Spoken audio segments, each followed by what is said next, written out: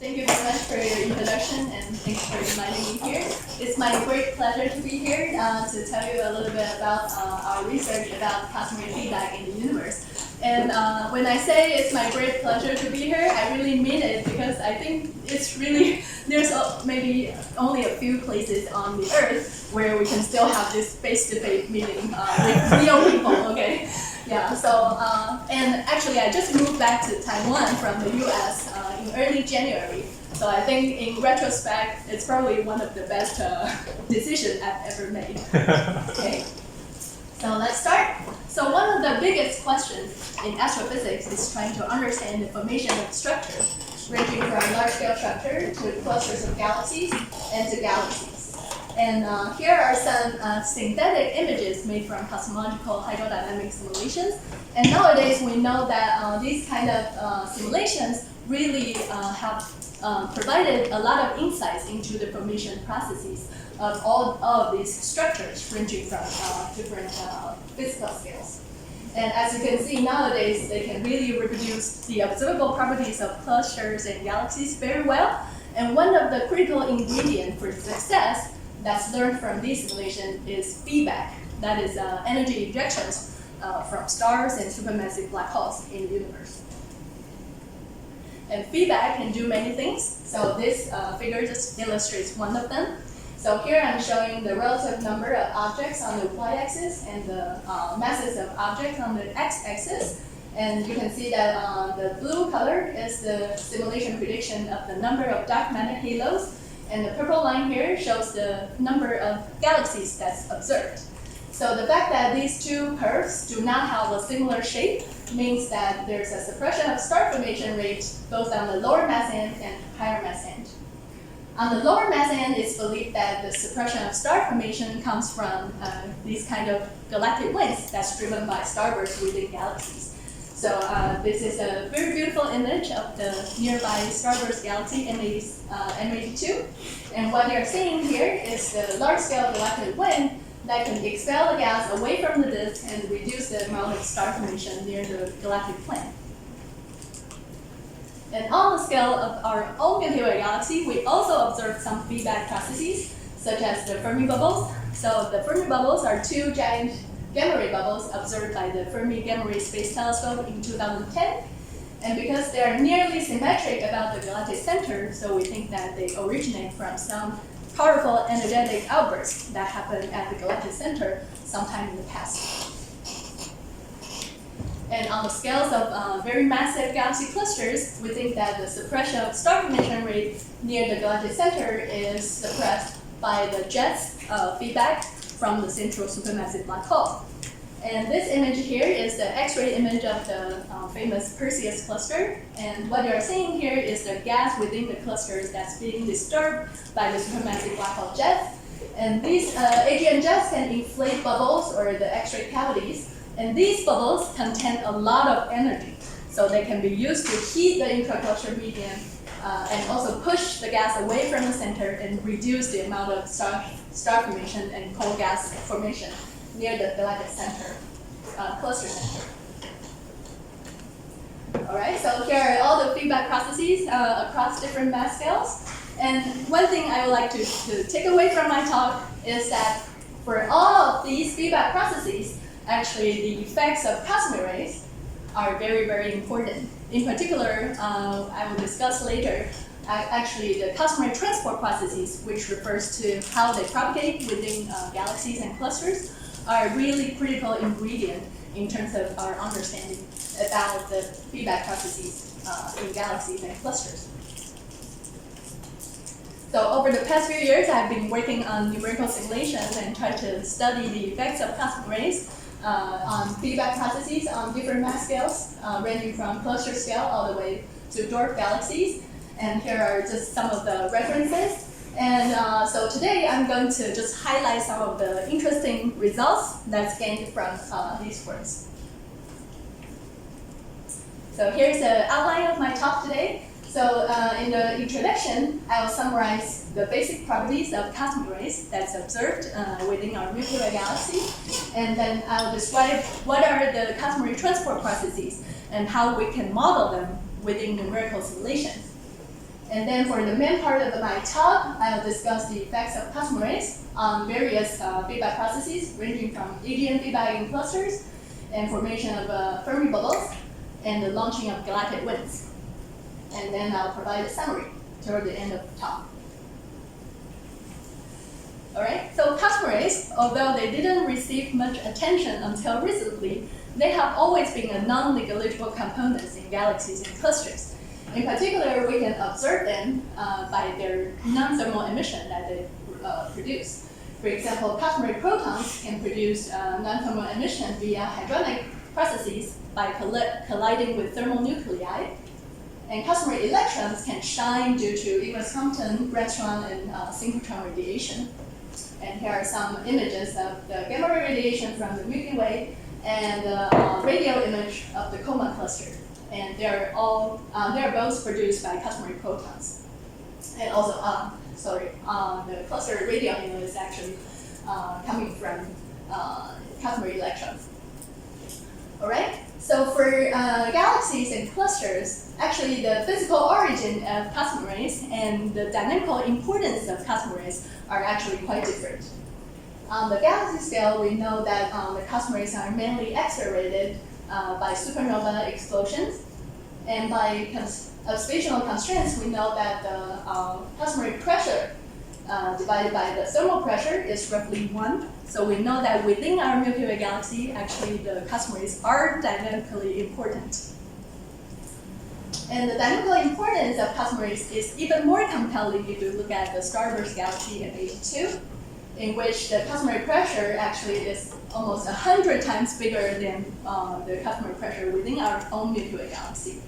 So that suggests that the cosmic rays can play a very important role in driving these galactic winds. So these sort of winds are from supernova origin? Mm-hmm. Yes. Mm-hmm. So basically, if you dump a lot of energy within the supernova, 10% goes to the cosmic rays, and then cosmic rays can help drive the winds. Yeah. So in terms of cosmic ray feedback on galactic scales, an important question to ask is how do cosmic rays drive galactic winds? How do they affect the star formation rate within galaxies and even influence the circumgalactic medium? On cluster scales is another story. So we think that the cosmic rays are mainly accelerated by structure formation shocks. And because people have been trying to observe gamma ray radiation coming from galaxy clusters, but so far they only found upper limits. So that limits the amount of cosmic rays within clusters to less than about 10%. So on cluster scales, actually cosmic rays are not dynamically important.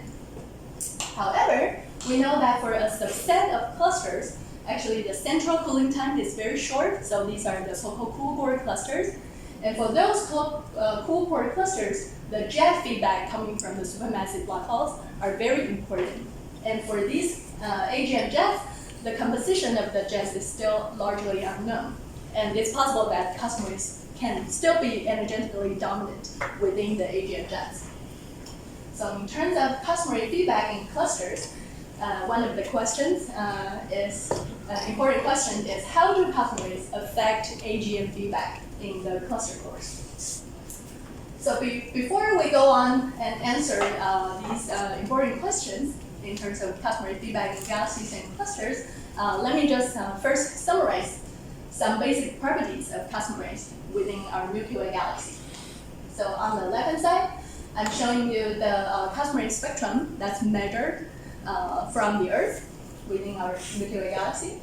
And this parallel relation ranges 12 orders of magnitude in terms of cosmic energy.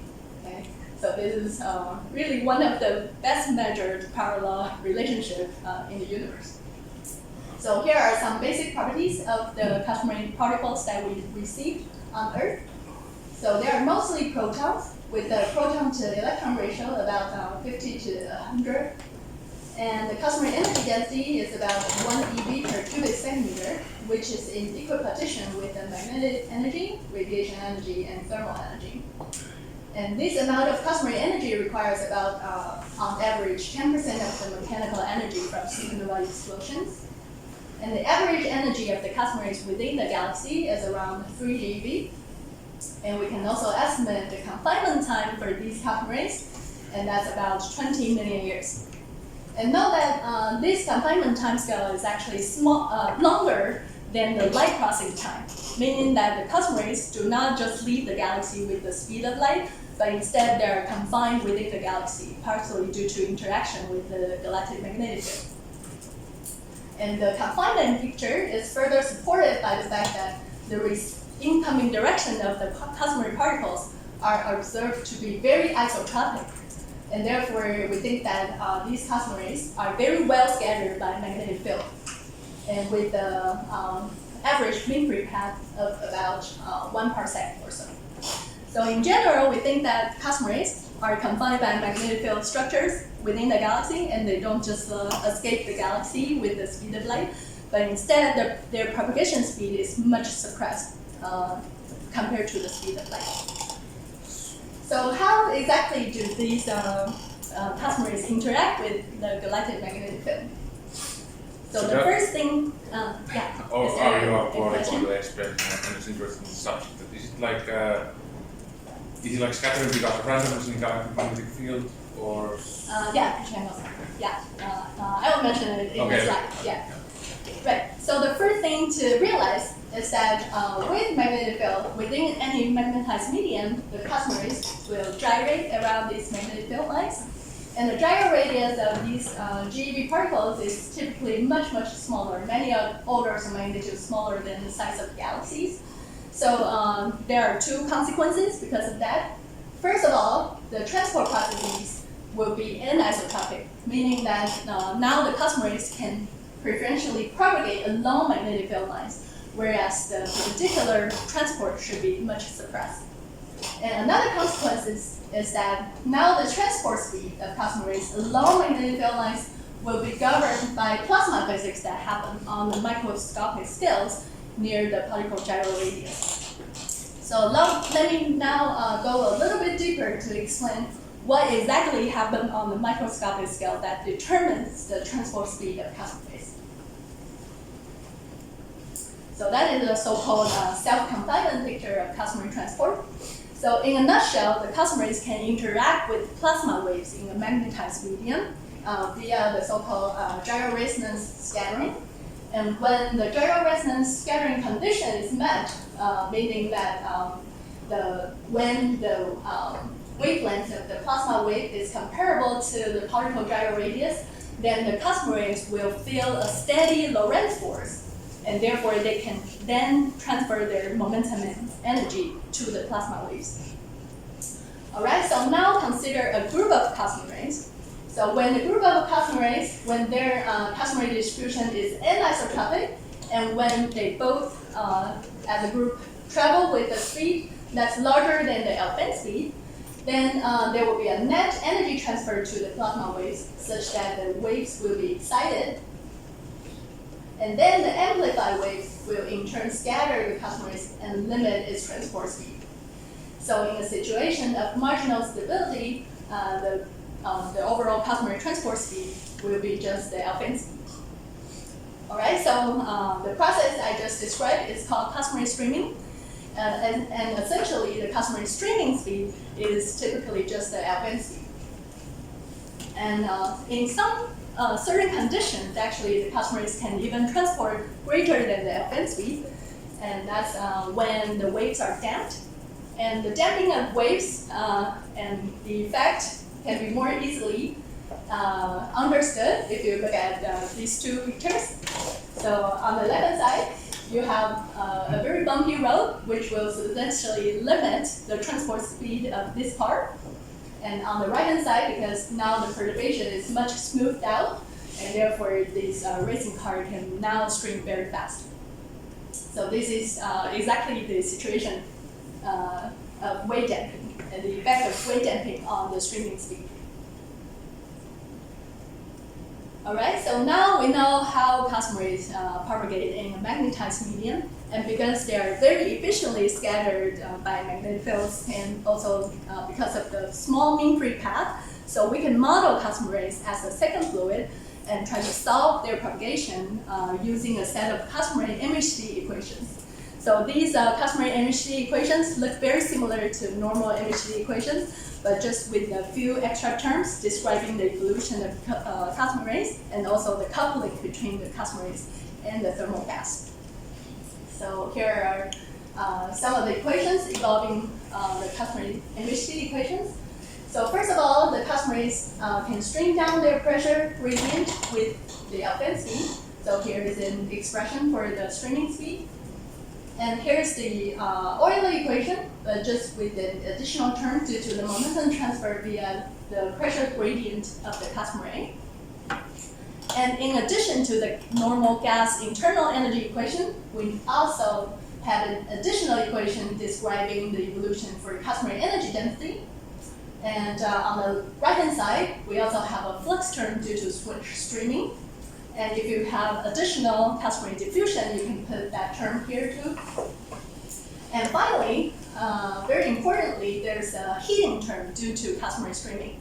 So because when cosmic rays stream, they can transfer energy to the plasma waves, and that can pass, that can be used to heat the gas. And therefore, when cosmic rays stream, they lose energy, and the amount of energy that they lose will be transferred into the gas and heat the gas. All right? So if what I just said didn't mean much to you, then just remember the following. So when cosmic rays stream, they travel with the Alfvén speed relative to the gas, and they can also heat the gas via Alfvén waves.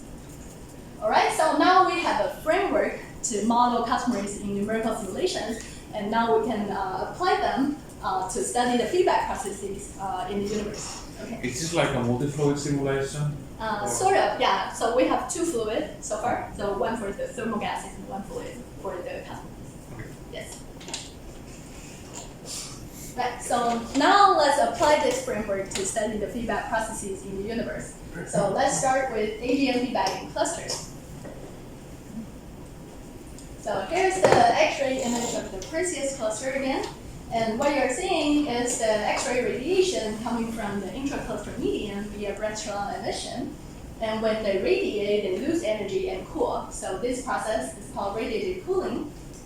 And for some clusters, because the radiative cooling rate will be very, very significant, so the radiative timescale, cooling timescale is much smaller than the Hubble time.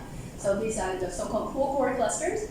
And because the significant amount of radiative cooling happening at the cluster cores, these cool core clusters are characterized by this positive temperature gradient within the cluster core. And for this kind of cool core clusters, it's predicted that they should lose significant amount of internal energy, lose its pressure support, and drive massive inflow of gas toward the center and form a lot of stars. However, the observed star formation rate is typically 1 to 2 orders of magnitude smaller than what's predicted by the cooling flow model. That's so-called the cooling flow problem. So the lack of star formation rate near the cluster center suggests that there must be some heat source that's keep pumping energy to stop the amount of radiative cooling.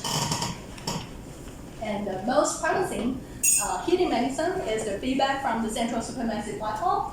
And that's strongly suggested by two observational evidences. First of all, almost all cool core clusters host these kind of cluster radial bubbles. So here on the bottom, I'm showing you several examples of these cluster radial bubbles. The blue color shows the X-ray cavities or the bubbles, and the red color is the radial emitting plasma coming from AGN jets. And another observational evidence for AGN feedback in clusters is this very nice correlation between the power contained within the bubbles or the cavities versus the cooling luminosity within the intra-cluster medium. And therefore, there seems to be a very nice correlation between the heating power, the heating rate provided by AGN jets, versus the cooling rate within the intra-cluster medium. And therefore, this is a very strong suggestion of AGN feedback in clusters. So indeed, many people have been trying to put in some subscript prescriptions of AGN feedback in clusters. And in general, they have remarkable success in reproducing the properties of cool core clusters. In particular, they use hydrodynamic simulations, and they incorporate accretion of coal gas to the central supermassive black hole. And they also use kinetic energy dominated jets, and they show that they can basically just reproduce the observable properties of full core clusters very, very well. So these kind of simulations are really great, and they allow us to really study these feedback processes in great detail. However, note that they're purely hydrodynamic, so they have limitations, which is that they cannot study the effects of magnetic field and cosmic rays. So you might wonder why we need to care about cosmic rays, right? So let me try to persuade you. So there are a few motivations to put in cosmic rays. First of all, cluster radio bubbles. They are called radio bubbles because they're observed in radio, and that's due to radio synchrotron emission. So we know that there's cosmic rays and there's magnetic field. And the second motivation is that the composition of these radio bubbles is still largely unknown. So here's an expression for the total pressure of these radio bubbles. So it can be either due to magnetic pressure, customary electrons, customary protons, or thermal gas. And for a sample of observed radio bubbles, its constraints, the observational constraints give that the total pressure is much greater than the summation of the magnetic pressure and customary electron pressure. And therefore, these radio bubbles have to be dominated by either thermal pressure or customary proton pressure. So for the thermally dominated bubble case, actually these have been very extensively studied by the previous hydrodynamic simulations, because when they inject purely kinetic energy of the jet, the kinetic energy of the jet will be quickly thermalized, and therefore you will have a thermal energy dominated bubble. However, the customary proton dominated bubbles are not very well understood. So that is the purpose of my work, that is trying to understand the difference between kinetic energy inflated bubbles and customary energy inflated bubbles. Okay? All right, so we set up 3D MHD simulations incorporating these relevant customary physics for one single cluster. And the simulation setup is as follows. So first of all, we use the Flux code, and it has the adaptive match refinement capability. And the initial condition of the cluster is adopted by from the observed profile of the Perseus Cluster. And the initial magnetic field is assumed to be tangled. And in these simulations, we put in radiative cooling so that without any heat source, you will expect the cluster to contract due to the effect of radiative cooling. And in terms of AGM feedback, we put in one supermassive black hole near the center. And we assume that this supermassive black hole can accrete the cold gas in its vicinity. And a fraction of the accreted rest mass energy will go into jet feedback with an efficiency that's 0.1%.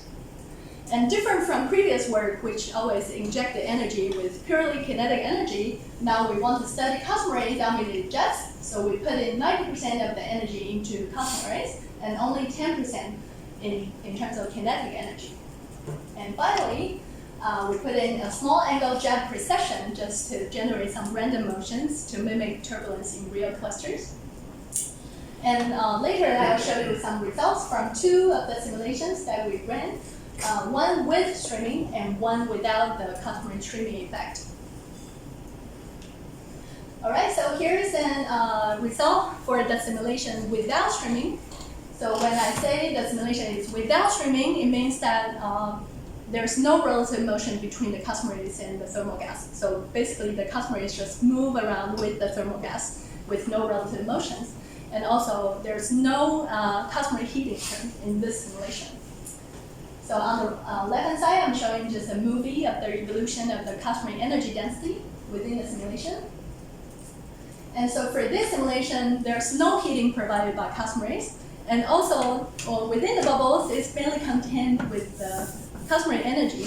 And there's very little thermal energy that can be used to heat the ambient medium by direct mixing. And therefore, for this cluster, actually, it undergoes cooling catastrophe. So the AGM jets, the customary dominated jets, is not able to self-regulate and prevent runaway cooling for this cluster. And because of the runaway cooling, actually there will be a lot of cold gas that's fed onto the supermassive black hole, and the supermassive black hole at the center is very desperate, and they just inject a lot of Customaries within the cluster core.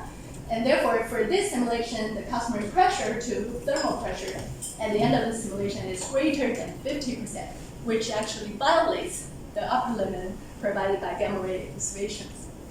So for this simulation without Customary streaming, actually it fails to self-regulate and generate a cool core cluster that we observed. So how about the simulation with streaming?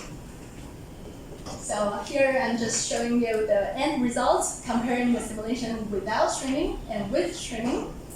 So basically we find that if we include the effect of Customary streaming, it generates 3 effects.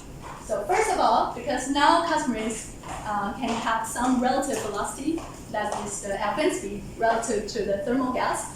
So now you can see that the Customaries can now travel outside the bubbles, and therefore you can see that the Customary distribution at the end of the simulation is much more diffuse. And the second effect of Customary streaming is that now there's heating associated with Customary streaming. So this cluster with streaming actually reaches self-regulation in the end. And finally, because when Customary stream and they heat the gas, we also remove a part of the energy from the Customaries. And therefore, at the end of the simulation, the Customary pressure support to the thermal pressure is reduced to 5 to 10%, which is in good agreement with the gamma ray upper limits. All right, so just by putting in this piece of extra Customary streaming, now we have a successful model of AGN feedback by Customary dominated jets. Sorry. How do bubbles work and heat up the ICM? That's a good question. So I think that the expansion itself doesn't do much work. So when we do simulation previously using kinetic energy dominated jets, we find that the most heating comes from direct mixing with the ambient medium. If the bubbles contain a lot of thermal energy, the work itself doesn't contribute very much to the heating. So for the Customaries, the Customary jets inflated bubbles, there will be very little heating provided by this direct mixing. And therefore, just by work done alone is not enough to heat the intracluster medium. So we do need the streaming heating to help with the heating process. How about sound waves by the jet? Yeah, that's a good question too. So we're still looking into that because although you can put in energy in terms of driving the sound waves, but how much energy can be used to heat the intracluster medium depends on the dissipation of the waves. And that's also dependent on the microscopic physics, actually. Yeah, so depending on which kind of intracluster medium, what kind of plasma properties you assume for the intracluster medium, you'll get different dissipation rates of the sound waves. Yeah, so I think it's still an open question whether sound waves can really heat the intracluster medium. Yeah. In your simulation setup, you set the cosmic ray to thermal to be 90 to 10. So in terms of injection, we put 90% in Customaries and 10% in kinetic energy. So you still need a little bit of momentum to drive the jets. I mean, where does this ratio come from? Oh, so it's quite random. So we just want to study the difference between kinetic energy dominated jet and Customary dominated jets. And so we just put in 9%. And we did vary the fraction to be like maybe 70, 80, 90, but the general results doesn't change very much. Could you explain again why you need to enable the streaming to allow heating without they are not directly related? Yeah. So like I said, what happens on the microscopic scale is that when Customary stream, there will also transfer energy to the gas. Yeah. So only when you allow streaming to happen, Customaries can then heat the gas due to streaming. So you're not If you talking turn about that off, then the heating just by other processes are not enough to balance cooling. So you're not talking about the customary pressure. So the dynamical effect of cosmology is not enough to balance cooling. Okay, so You really need that extra heating term due to cosmology strain. Right.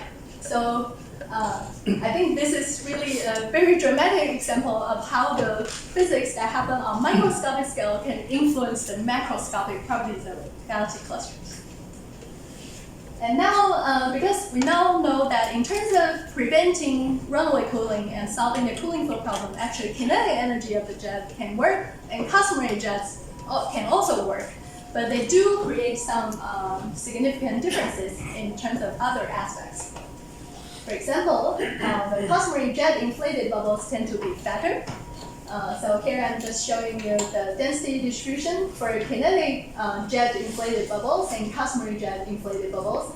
And you can see that the bubbles inflated by kinetic jets tend to be more elongated, whereas the customary jet inflated bubbles tend to be fatter. And that's because for the same amount of injected energy, the customary jets will have lower momentum, and therefore the slower customary jets will allow the customary pressure to expand the bubbles in the lateral direction. And so the larger cross-section of the bubbles can cause further deceleration. And this process just iterates each other to make the customary bubbles fatter. And just note that the young cavity system that's observed near the center of the Perseus Cluster is also very fat. And these kind of fat bubbles can more easily explained by customary jet inflated bubbles. And the second difference between the thermal bubbles and customary bubbles is that customary bubbles can expand the intracluster medium more efficiently. And that's because, first of all, the customary bubbles are fatter, so they have larger cross sections and they can uplift the intracluster medium more easily. And the second effect is that the customaries are more buoyant because they are relativistic fluids, so they can also help to expand the intracluster medium more efficiently. And the second effect is that actually, if we look at the AGN activity as a function of time, these two cases also give pretty different results. So in particular, for the customary bubbles, actually we find that the jet activity is more intermittent compared to the simulation with kinetic energy dominated jets. And that is related to the previous fact, which is that for customary bubbles, they can expand the intracluster medium more efficiently, so it takes longer time for the intracluster medium to cool down again and trigger another cycle of AGN activity. So that's why the customary dominated jets case, the AGN activity is more intermittent. So now we know that actually they have some different predictions in terms of the overall evolution of AGN feedback and feeding. So we want to know how do we distinguish these two scenarios? Are there any observational signatures that we can use to distinguish these two scenarios? The answer is yes, and one of the effects is that we can probably distinguish them using the SE effect. So here I'm showing the results for thermally dominated bubbles and customary bubbles on the right. And on the top, I'm showing the synthetic X-ray image from our simulations. And for the X-ray, with no surprise, you can see cavities in both kind of bubbles. But what's more interesting is the SZ flux map. So basically, SZ effects measure the temperature distortion in the CMB. And because the SZ flux is directly proportional to the integrated thermal pressure along the line of sight, so for cosmological energy dominated bubbles, there's very little thermal energy contained within the bubbles. So the SZ flux for line of sight passing through the bubbles will be smaller than the line of sight passing through the ambient medium. And therefore you will see a SZ bubble if the bubbles are contained mainly by cosmological pressure. In contrast, there will be no, the SZ map will be very smooth if the bubble is dominated by thermal energy. All right, so in principle, we can use the SZ map to distinguish these two scenarios. And if we find SZ bubbles that's coincident with the X-ray cavities, then we think that it's probably dominated by customary energy. So what kind of resolution is needed? So basically, the resolution needed to resolve the cavities. So cavities are usually 10 kiloparsecs, 10 to 20 kiloparsecs wide. And for nearby systems, it's probably a few. You probably know better than me.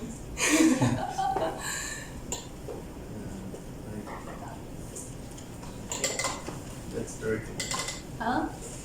Currently, it's very difficult. It's very wide. Probably very difficult.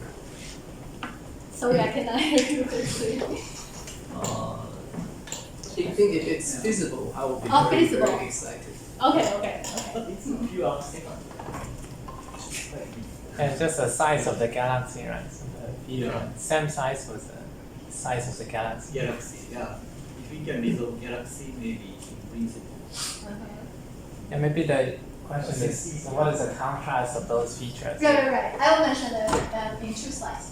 So first of all, let me mention that there's already a first tentative detection of SZ bubbles in the most energetic AGN feedback event in galaxy clusters, which is this cluster. Okay, and they use karma observation, I believe. And they found that there's SZ bubbles that's spatially coincident with the X-ray cavities. So they suggest that these bubbles are very likely to be dominated by customaries.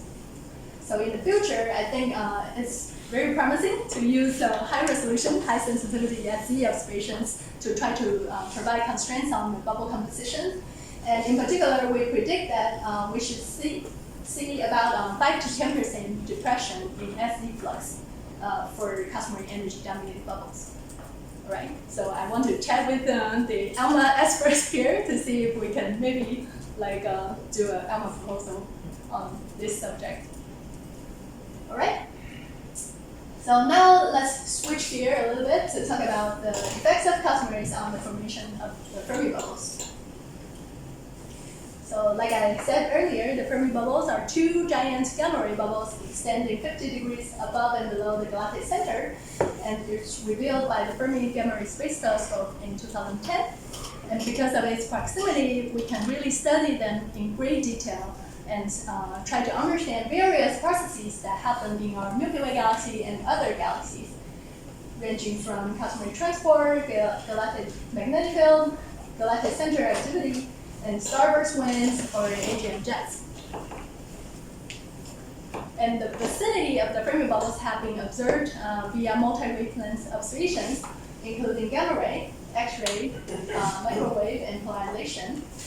And as you can see, these spatially resolved multi-wavelength observations really provide very stringent limit on the theoretical models that try to explain the formation of Fermi bubbles.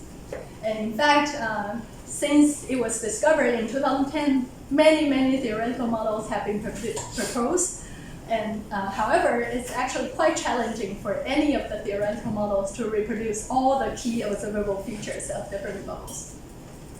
So for the past few years, my collaborators and I have been using simulations to study whether the Fermi bubbles can be produced by AGN jets, so just jet activity from the central supermassive black hole. And the method we use is similar to the AGN feedback clusters. So we use MHD plus Customary simulations to study the formation of the Fermi bubbles.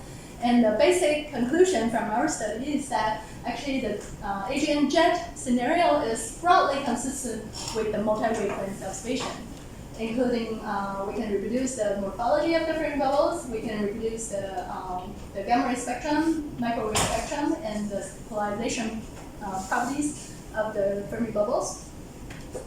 And one of the key, very unique observable feature of the Fermi bubbles that haven't been really discussed very much is the spatially uniform high energy cutoff of the observed Fermi bubbles.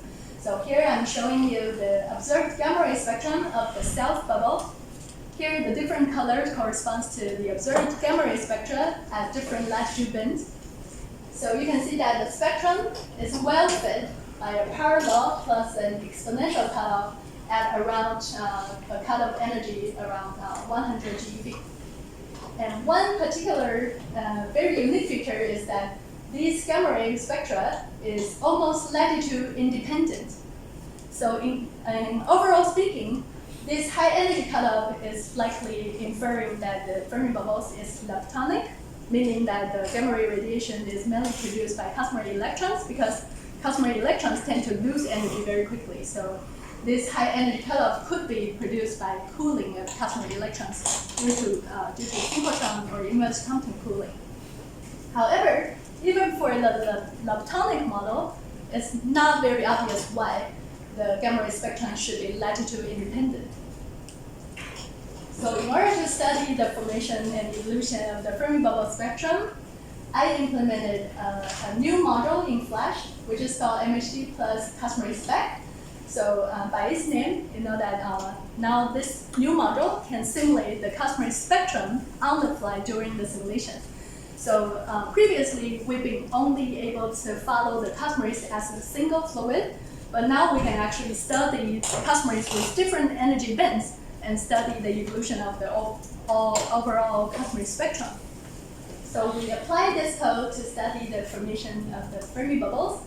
So for the Fermi bubble simulation, we inject the cosmaries at the galactic center with the AGN jets, and the initial cosmary spectrum ranges from 10 GeV to 10 TeV, and we include inverse Compton and synchrotron cooling of cosmary electrons, and the distribution of radiation field and magnetic field within the galaxy is adopted from the Galactic model.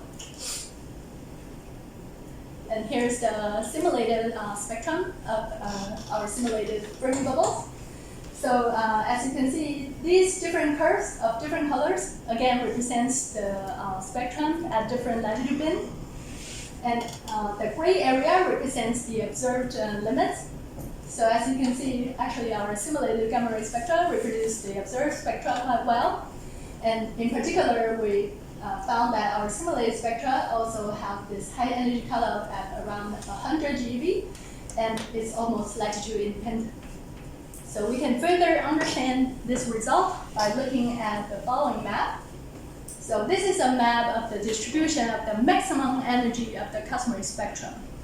And what you can see here is that the maximum energy of cosmaries within the simulations is very spatially uniform, and the energy is about 300 GeV. And we know that actually this maximum energy of cosmaries in our simulation is set by inverse Compton synchrotron cooling that happens at the galactic center when the jets were first launched. And after the jet leaves the galactic plane, the dynamical time of the AGN jets become the fastest timescale compared to all other cooling timescale. And therefore, the spectrum of the cosmaries is mainly just transported to large distances without significantly changing its shape. So we think that that's why when we look at different parts of the Fermi bubbles, the spectrum all look the same. That's because they all come from the same origin. So an interesting analogy to this is the inflation in the early universe, where the temperature isotropy of the CMB can be explained because everything was in causal contact with each other before the inflation happened. All right, so for the last part of my talk, let's briefly discuss the effects of cosmaries on launching galactic winds. So like I said in the beginning, galactic winds are very important for suppressing star formation in dwarf galaxies. Although they are very important, however, the launching mechanisms of galactic winds are still poorly understood. So many theories have been proposed, including thermally driven winds, radiation-driven winds, or cosmary-driven winds. And so far, the cosmary-driven galactic winds looks pretty promising because a lot of groups have been running their own simulations, and they consistently find that actually large-scale galactic winds of mass loading factor larger than 1 can be driven when you include the effects of cosmaries. So our group also started to do some galactic wind simulations, and in particular, we tried to include the effects of cosmary streaming. So a very interesting result is that for this system, for driving galactic winds, again, the cosmary streaming effect is very important. So basically, this is the end result for the simulation without streaming compared with the simulation with streaming. And as you can see, only with streaming can you drive large-scale galactic winds. And that's because, so here's a schematic diagram showing the distribution of thermal gas and the costomaries as a function of distance from the galactic plane. So initially, the costomaries are spatially coincident with the gas, and because they're generated by supernova explosions. But when you have some kind of transport processes of costomaries, such as streaming, the costomary distributions will become broader, and therefore their pressure gradient will then be able to drive the acceleration of the more tenuous gas lying in the shallower potential level. So that is basically what happens when you include some cosmary transport processes, such as streaming, that can help to drive the galactic winds.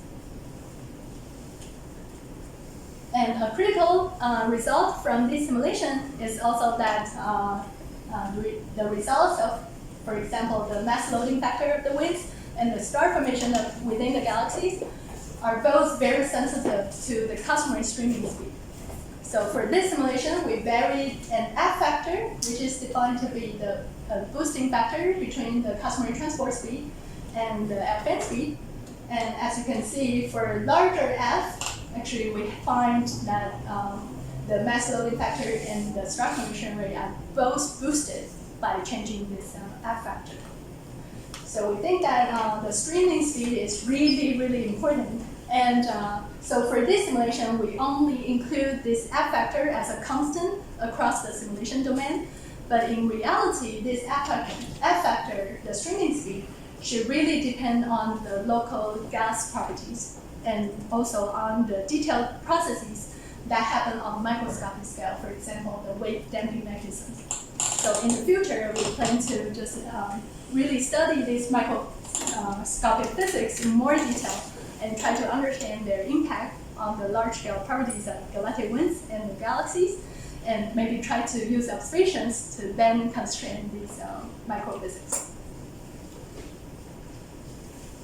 So here's a summary of my talk. So I hope I convinced you that costomaries are a really key ingredient in feedback processes in the universe. And the macroscopic properties of galaxies and clusters critically depends on the details of the cosmary transport processes that occur on microscopic scales. And much work is still needed to understand the rich and extremely multi-scale cosmary physics. And finally, let me just emphasize that the energy and cosmary spectral evolution code that I developed will be a very powerful tool to study various sources in the universe, including galactic winds, cluster radial halos, supernova remnants, and AGNs. So if you think that costomaries could be important for any of your favorite objects, please let me know, and we can chat about it later. Okay, thank you very much. Thank you very much. Any question? So in your simulation, you didn't include any radiation pressure? Right. We've neglected the radiation pressure. Why is that? So in general, for example, in clusters, we think that most of the energy provided to the intracluster in terms of heating is coming from the kinetic energy of the jet. And usually for observed nearby systems, the central supermassive black hole doesn't produce much radiation, so they're not in the quasar mode when they provide the feedback. So we mainly study the mechanical mode. So in that sense, that this is only for the radio loud AGN, exactly. not so, for the quasars. Right. So it's only for the radial mode feedback that happens in the nearby systems. I have two questions. First one is, can your model explain the observational results, which you showed the relation between power of cavity and the X-ray emission within bubble. Can you explain? So it's not the X-ray radiation from the bubbles, but the X-ray radiation integrated within the cluster core. So let me go back to the beginning.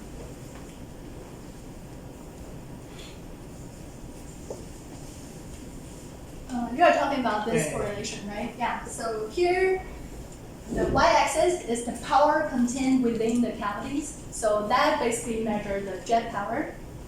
And the x-axis is the X-ray luminosity integrated within the cluster core. So that is the amount of cooling that you can have for the intracluster medium within the cool cores.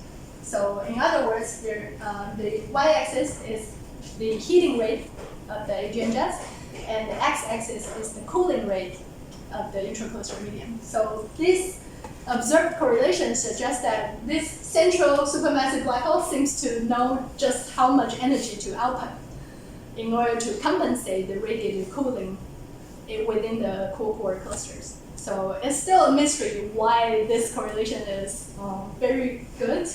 It's still, although the large scatter, but it still holds by several order of magnitude. And it's still a mystery how the supermassive black hole actually knows how much energy to output to stop the radiative cooling. So that means your model still doesn't explain this relation. This is an observed relation. Yeah. And what is your question? Sorry. Actually, in your situation, actually, the bubble is launched from the agent. Right. Then, actually, that relation must be satisfied in your simulation. Not necessarily, right? So you can imagine cases where the central supermassive black hole doesn't know anything about its environment, and therefore their jet energy can be just anywhere on this plane, right? If there's no AGN feedback or self-regulated loop that's happening, then you wouldn't expect this correlation to exist. So this observed correlation really suggests some kind of self-regulation. Yeah. Okay, so the second question is actually, sorry. But actually, I thought turbulence is another key parameter to explain like agent feedback. So then, actually, how turbulence works in your simulation? Sorry? How turbulence works in your simulation? So turbulence. Can you repeat the whole sentence? Sorry. Actually, so turbulence is another key parameter. Yeah. Yeah, to suppress cooling flow. So then, in simulation, how did you deal with turbulence? Oh, I see. Okay, so in my simulations, the turbulence is driven by the repeated jet activity. And in my simulation, the turbulence energy is not enough to balance cooling. However, in real systems, it's still under debate whether turbulent heating is really able to provide the energy required to compensate cooling. So some observational studies have shown that it's possible, but simulation work have been struggling to find consistent with those kind of observations because they require some assumptions that they made to derive that result. Yeah, so I think it's still an open question whether turbulence heating can work. SK? Yeah, so for a non-expert, I would say the cosmic ray is a quite ambiguous term. So it seems that you are using cosmic photon, a proton measuring in your simulation. Right. So we and think how that, about, yeah. I mean, do you exclude other cosmic ray like gamma ray photon, neutrino, or even other neutral particle, or even heavy nuclei, for example? So what's the influence? What's the importance of the recipe, a different recipe in your simulation? Yeah. So I think, the study of cosmorays are really the first step so far. So we just want to go a step further compared to other previous hydrodynamic simulations. So we really haven't considered those heavy nuclei yet. And the reason is that from the observations of cosmary particles within our Milky Way Galaxy, it's mainly dominated by protons. So we just want to study the effects of protons first. But of course, if you include heavy nuclei, then their interactions with the thermal gas will be different. Yeah, so that's probably something we can explore in the future. And how about some possible energy dependence? Yeah, exactly. So that's also the point of using the cosmary spectra evolution code, because previously people are just using one single energy to describe the cosmorays, but now we can really separate them into different energies because we know that their streaming speed can be different and their interaction with the thermal gas could be different depending on their energies. So I think the simulating the spectrum is the way to go. Patrick first. So the cosmic ray streaming depends on the magnetic field topology. Yes. So in the case of star formation disks, when we see magnetic field structures along jets or outflows, these magnetic field structures are rather organized or coherent. Mm-hmm. So in your simulation, you're assuming, so your initial setup is tangled magnetic fields. In clusters, we know that because plasma beta is 100, so basically the magnetic field topology is determined by the turbulence within the cluster. So we know for galaxy clusters, the magnetic field is tangled. But for galactic winds, when we want to model the magnetic field within galaxies, it's a different story. So exactly, the initial field we put in the galactic wind simulation is toroidal in the initial condition, but the magnetic field lines will be quickly perturbed by the supernova explosion and things that happens within the galactic plane. And after the winds are launched, actually it will drag the magnetic field out and forming a cone shape similar to the observed So magnetic my field question is, so what is the steady state? Now, because once you drive a jet, you probably you are imposing some more organized magnetic field structure, but then you have your precessing jet that is creating turbulence to inject enough turbulence to again have a tangled magnetic field. So is it? So you're driving something that's organized, but then you are destroying it again with the turbulence? Yeah, exactly. And that's, I think, pretty realistic in terms of what's really happening in the galaxy cluster. So that is my question. So is there no fine-tuning that you actually get to that conclusion of the 10% when you say the jet is driven by cosmic rays? So do you have to fine-tune that injection versus so like I answered previously, actually we try to vary the fraction of energies that we put into Customaries, and it's not very sensitive to that. So we're enough confident that that is the overall conclusion. Yeah. Just two quite naive questions, kind of related to the previous questions. First, you mentioned that you can use SZ to distinguish different pressure. So I was wondering why cosmic ray pressure won't heat up the SMB. Is it because you assume they are most photons, or? So basically, the SZ is mainly produced by a thermal gas, and so there's an equation to compute the SZ, and for different equation of state, the amount of SZ flux that it generates will be different, and the amount of SZ flux generated by Customaries will be very, very small compared to thermal gas. So they do heat the intracluster, they do heat the CMB a little bit, but not very much. Because I'm thinking about like they just condense together, right? So if your Customary is made of electrons, then you have relativistic condense together, you can also heat up CMB. So So it's proton very different. Right. It does depend on the composition. Yeah. The second question is that there are several parameters in your formula like free streaming or diffusion. And you mentioned that like for free streaming you treat it as constant, but you will probably generalize later. What about other coefficients like diffusion? In principle, it depends on like magnetic field, right? Yeah. Diffusion is really, really uncertain. So people usually use a constant diffusion coefficient for Customaries, and the typical value is what's observed in the Milky Way Galaxy. So like typical number is 3 × 10⁻28. And like I said, it's really the first step of putting in Customaries within this kind of simulation. So I think in the future we can definitely do more, because the diffusion coefficient, for example, should be dependent on energy, the Customary energy, and also it should depend on the magnetic field topology too. So is it possible to like you use observation to Yeah. constrain your Uh-huh. microphysics? I think it's possible, yeah. Especially by comparing really spatially resolved systems such as the M82, something like that, for nearby galaxies should be very helpful in terms of constraining the cosmic propagation models. Okay, final question. Question related to Patrick. Yes. But well, these galaxies are okay, but some galaxy, radio galaxy, has a really straight jet up to the really far away. Yeah. There's no Feedback, right?